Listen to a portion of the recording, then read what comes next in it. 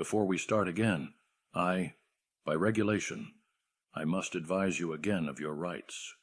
They are that you have the right to remain absolutely silent. If you do make a statement, it could be used against you. You have the right to legal counsel. This means qualified lawyer. It can be civilian or military. If he's civilian, it will be at your own expense. Military, it can be of your own choosing if he is reasonably available. If not, one will be appointed for you. Now, even if you decline to have counsel at this time, it doesn't mean you can't stop at any time and say, I no longer desire to answer questions and I desire counsel. And at that time we will stop. Now, Captain, at this time, do you desire counsel? Legal counsel? No. And you are willing to answer questions concerning the murders at this time? Right. I have been sitting here most of the morning, not saying very much and just listening to your story. And I have been an investigator for a long time. And if you were a PFC, an uneducated person, I might try to bring you in here and bluff you. But you are a very well-educated man, doctor, captain, and I'm going to be fair with you. But your story just doesn't ring true. There's too many discrepancies. For instance, take a look at that picture over there. Do you see anything odd about that scene? No. It is the first thing I saw when I came to the house that morning. Notice the flower pot? It's standing up. Uh-huh. Notice the magazines? Yeah. Notice the edge of the table right there? I don't understand the significance of it. Okay. The lab technicians, myself, Mr. Ivory and Mr. Shaw, and any number of other people have tipped that table over. It never lands like that. It is top-heavy and it goes all the way, even pushes the chair out of the way. The magazines don't land under the leaning edge of the table. They land on the floor. Couldn't this table have been pushed around in the struggle? It could have been, but it would have been upside down when it stopped. The plant and the pot always go straight out, and they stay together in all instances. Well, what are you trying to say? That it is a staged scene. You mean that I staged the scene? That's what I think. Do you think that I would stand the pot up if I staged the scene? It's just my own, interest. Somebody stood it up like that. Well, I don't see the reasoning behind that. You just told me I was college educated and very intelligent. I believe you are. Well, why do you think I would... I don't understand why you think that I would stage it that way if I was going to stage it. And your glasses, which you told originally were on the coffee table, and over there underneath the drapery. And they could have gotten there, but you weren't wearing them, your glasses, when you went into the bedroom. And they are lying with the outer edge of the lens down on the floor. Yet on the face of the lens there's blood. Maybe someone knocked them over. But how did they get blood on them? I assume from the person who knocked them over. Another feature here. There's an Esquire magazine laying there. There's a box laying on top of it. Where is that? Right here. Across which, well, on this edge, right underneath the box. There's blood on the edge of the pages. This whole thing here was staged. That's a pretty powerful statement. Changes things around, doesn't it? Yes, it does. Well, there's nothing I can say to refute you if that's what you believe. But as far as I'm concerned, it is not staged. Just about everybody, including lab technicians, lawyers, provost marshal, staff judge advocate, myself, Mr. Ivory, Mr. Shaw. The table has probably been tipped, and the only way it would have landed like that is for it to be put that way, balanced very carefully, by hand. You mean if someone was straddling that table or something, it couldn't fall that way? No. Well... If someone was straddling that table when it went over, he'd probably get a broken ankle. It's that top-heavy. Captain MacDonald, is there anything you can think of? Well, I can't help you. Well, what do you want me to say? You are telling me that I staged the scene and that's it. It's a little ludicrous. Well, you must understand that I am looking at it from the point of an investigator, past experience. I understand that. Notice the rug right there?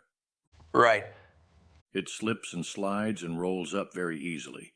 In the position it is in, That's where you would have been having the struggling pushing against 3 men. Well, at the edge of the bed and on the end of the hallway. Uh-huh. The rug was undisturbed. Well, what do you want me to say? I'm not an investigator, and you are telling me that I staged the scene, and I'm telling you that things happened the way I told you. You know, you as a doctor and I as an investigator have seen many people come into emergency rooms, and they are pretty badly hurt. Right. I've seen people who were shot directly in the heart with a .38 and run over 100 yards. You had one ice pick wound, apparently from an ice pick. Puncture your lung to the point that it collapsed 20% of it. You had one small lump on your head. No, correction, I had 2. 2? Okay, 2. Not, apparently, wounds or bumps that would have been caused by this type of club that we have in this instance, if anyone was swinging with any force. Well, I can't agree with you there, medically.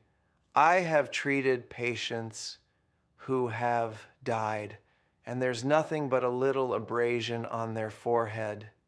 That's probably true, but here you are. You've been hit twice by now.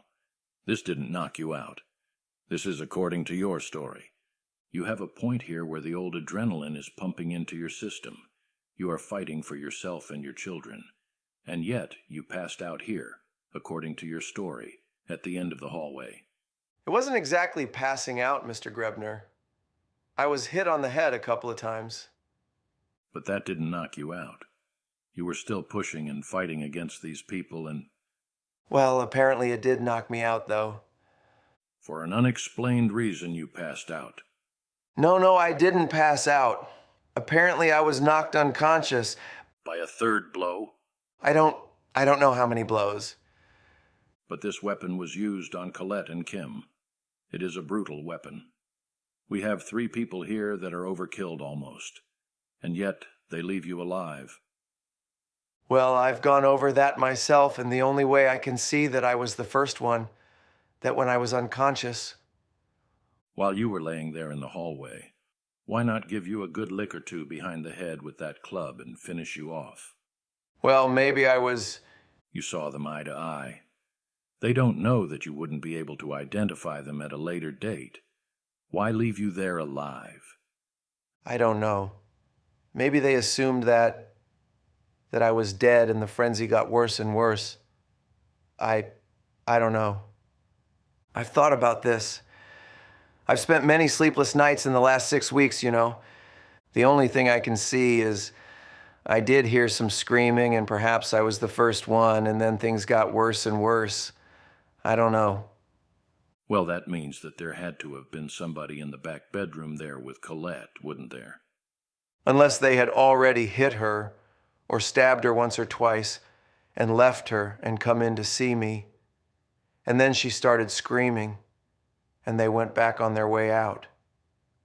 That's the only way I could have worked it out. And then we have the fibers from the threads that sewed your pajama pocket on directly underneath her body. Sir, I told you I can't explain some of those fibers. That's beyond my capabilities. I just told you the only thing I know, and obviously the implication is real bad for me. But I can't. How can I explain that? I don't know. They had to be either on my hands or body or the aggressors, and they were dropped. That's all I can tell you. And as we enter the bedroom, we have Kimberly's blood on the rug. Matt. To the right of the door, we have a sheet and coverlet for the bed. And on the sheet is Colette's blood and Kimberly's.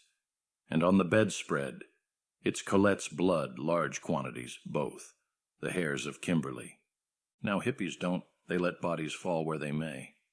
Right, I agree with you. So it is another stage scene, probably. Kimberly was returned to her bed. It's a possibility. Carried in the sheet. Couldn't that blood have been transported to that bed any other way? On the hands? Too much of it? Too much blood. It couldn't have been transported by hands. But there's blood there. There is absolutely no evidence that could be found, even though we had technicians for 5 days in there, of an alien being in that house. There would have had to have been 5 people by your story. You saw 4 of them. You get that many people in a house that small, you're going to have evidence of it. You mean to tell me there was nothing in that house from anyone else? Not in those bedrooms. What's that? Not in those bedrooms. Well, there's been plenty of people in those bedrooms. I mean, if they hadn't been there that night, there were people in those bedrooms. So I don't understand what you are saying. That doesn't necessarily hold true to me, in my mind. We are talking about people in there committing a crime, not people. I know. That we're tiptoeing in. The kids were asleep. I don't know what you expect me to say here. At one point you told, I think it was Mr. Hodges, that there was an ice pick in the house. No, I never said that. That is absolutely incorrect. I was asked... Mr. Caverly and Mr. Hodges. Those 2 men. One was an FBI man, and the other was my man. I never said there was an ice pick in the house. We had no ice pick. I'm lazy and I buy cubes. That's incorrect, sir. And well, most of us have ice picks. We don't use them as ice picks quite often. We use them for opening canned milk. That club, you said you had never seen that before. Do you know that the paint on that is the same as paint that's on the sidewalk out in the back of your house? Look. It is the same as the paint on scraps of wood that you have in your locked storage room. Uh-huh. It is the same as the paint on a pair of surgical rubber gloves that was in your locked storage room. That piece of wood came from your house. It might have been. I haven't seen the piece of wood. You said it was 2x2, and I know of no 2x2s. It was cut off of probably 4 by 2x6 or something like that. Well, I didn't recognize it from the picture, and you said it was 2x2 before, and I know of no 2x2s that I have, and I didn't recognize it from the picture. Jesus Christ, this is getting, what's this called? Circumstantial evidence that, yeah. Well, go ahead. What else do you have? I was just throwing things in for you to consider. Well, what you are doing, you are sitting here telling me that I killed my wife and kids. That's unbelievable. Christ's sakes. What's my motive? What did I do that for? We can conjecture a lot of reasons, perhaps. You think I wasn't happily married. I'm happily married, too. Sometimes I get pretty mad at my wife, particularly when I was younger and more easily angered. You think I could get mad enough at someone to do that? I have known it to happen before. Holy Christ. I tell you what it looks like to me. It looks like you've run out of things and you are picking out someone, the easiest one. That's what it looks like to me. You've got to solve it by the end of the fiscal year, so when the report goes in, there's a 100% solved rate. No, I've been at this for 20 years and I'm going to stick one more. So I'm not in any hurry. It is just that we have all these business here, and it would tend to indicate that you were involved in it, rather than 5 people who came from the outside and picked 544 Castle Drive and went up and were lucky enough to find your door open. I spent many a night out on the post, and I know one thing. With the number of dogs we have around, you don't go around rattling doors here and find one that's open so you can come in and for no apparent reason and knock off 3 people. At that hour of the morning, the patrols we have around, there wouldn't have been 5. A group of 5 people wandering through the housing area. Oh, that's a lot of baloney. Or driving through. I've never seen patrol there at night, and I've been there since August. Well, I can assure you they are there. You probably weren't looking for them. Well, where do we go from here? It's up to you. It's not up to me. I told you what I know. You put some pictures in front of me. Tell me they are staged, and tell me I did it. You've got what? A 5-room house there? Right. And at least 3 of them were setups, just flat setups. Staging. Which 3 are those? Living room, north bedroom, south bedroom. What's the north bedroom? You mean the master bedroom? The front bedroom and the back bedroom. Christie's bedroom. Christy? The baby? The north bedroom. What did I stage in there, just for my own interest? Let me tell you something. I don't want to step out of line here, and if I am, I'm sorry. I don't know that you did that, Captain MacDonald. I don't know it at all. But my experience tells me, too, that what you say isn't right. What you say, Captain MacDonald, is not right. Why it isn't, I don't know. I don't know what you know. You mean because it is an unusual, bizarre crime? No, the crime isn't bizarre. It happens every day. Every day. In New York City, they have 20 or 30 murders a day. Some far worse than this. But by the physical evidence that is in this house. And the lack of physical evidence. What you say isn't so. It just isn't so. Now there are variations I am thinking of. We don't know what happened. I don't know what happened in that house. Maybe some of the others who are not here, who are concerned with it, are convinced, but I am not. I am not at all convinced. But I don't know what happened. I don't know how this started. I don't know what the succession of events were. I have no idea. And you'd like to help me, right? No, I'm not going to tell you I want to help you. You have the soft approach and he has the hard. Basic intelligence. Go ahead. Basic intelligence. Okay. You don't want to hear what I have to say? Sure, I am very interested. I think Mr. Grebner made that kind of clear to you. What's that? That he's not going to try to fool you. Bluffing. It's called the Mutt and Jeff approach. I guess you've heard that before. Right. As a matter of fact, I just learned it 2 weeks ago. Okay, you've discussed this with somebody? I was a prisoner of war, physician in a training room. You can think what you want to, I don't care, but I wish you wouldn't. But that's all right. But I am not convinced what other people think is right. Do I know that what you're saying? But I believe what you're saying isn't so. Wow. Step 1, you lose your family. Step 2, you get blamed for it, huh? That's terrific. Great. You were the only one that was left alive there. Oh, well, that's pretty significant. It sure is from the way the others were taken care of. Everything else is very methodical. There was no erratic behavior in that house. Maybe to start with there was some erratic behavior. But other than that, at the finish, very methodical. How was I supposed to have gotten these wounds? You could get these wounds, at least the ones you had. The puncture, you could have done it yourself. Couple of blows on the head and lot of little puncture wounds and little cut on the abdomen and couple of stab marks in the arm and a puncture wound in the lung. That's one. That's reasonable, or I paid someone. That's the other one. Well, I don't know what you men want me to say. I don't have much to lose, do I? I lost everything else. You men are making an awful lot out of this on circumstantial evidence that can probably be explained. I can tell you that. That's why I'm bringing it up. Explain. I mean, I can't explain the scene. It just seems to me that in a struggle, any staging would be possible. You know what I mean? In other words, people stepping on things or legs against things, holding it when it fell, or it just doesn't ring true to me that has to be a staged scene. I dash. You mean someone grasping at you, and the table starts tipping over, someone...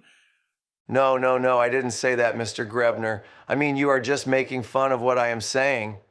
I mean, you asked me a question. You asked me for my idea, and my idea is that if this guy is standing next to that table, and perhaps this girl was moving around behind him or something, and the table goes over and it hits her leg. Okay. How did the flower pot get upright? I don't know. Maybe someone stepped on it and tilted it. Maybe it bounced when it flew off the table. It never did that in all the times we tried it. Well, you are telling me that I staged the scene and did an absolutely idiotic thing, and yet I was very methodical. It doesn't hold any water. What did I do? Dump out the plant and sit the pot down? I mean, if I staged the scene, You might have dropped it. The plant's on top of the table. And when you tip the table over... Maybe one of the medics or the MPs kicked it or stood it up, you know. Jesus Christ, when did you people start thinking like this? I mean, when did all this come to light? This scene right there, I questioned when it first came up. I thought it was very odd. You mean it took What I noticed first was the plant, the pot, and the magazines. Now I didn't realize that the table was that top heavy. But it took. Touching. But it took your office 6 weeks to question me about these things? Captain, we've been all over the United States tracing down hippies and girls with long blonde hair. I'm sure. I understand that, but I mean, it seems to me that... This box just holds part of the work we've done. We've talked to thousands of people. Oh man. Jesus Christ, this is a nightmare. This is like Edgar Allan Poe. Wow. Apparently you don't know much about my family and myself, I'll tell you that, to come up with this conclusion. Or me, for that matter. What kind of a man are you, Captain? You say we don't know much about you. What kind of a man are you? Well, I'm bright, aggressive, I work hard, and I had a terrific family, and I love my wife very much.